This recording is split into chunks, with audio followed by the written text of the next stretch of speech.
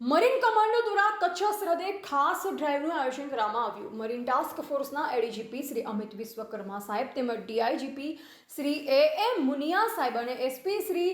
S જે પરમાર સાહેબનાઓના માર્ગદર્શન હેઠળ સમગ્ર ગુજરાત રાજ્યના દરિયા કિનારાના વિસ્તારમાં તકેદારીના ભાગરૂપે સમગ્ર ગુજરાત રાજ્યના દરિયાકાંઠે ખાસ ડ્રાઈવનું આયોજન કરવા સૂચના આપેલ. જે અનુસંધાને marine task force Jakhau sector દ્વારા તારીખ 2/6/2026 રોજ ડીવાયએસપી RM ચૌધરીના નેતૃત્વમાં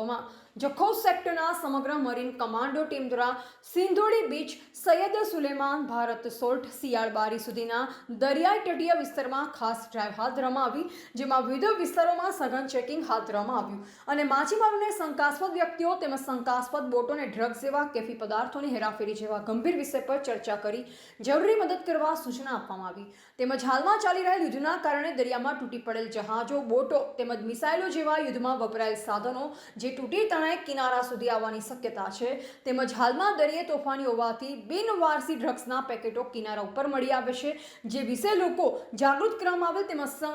સતર્ક રહેવા સૂચના આપવામાં આવેલ. રિપોર્ટર રમેશભાઈ ભાનુશાલી, નલિયા, અબડાસા.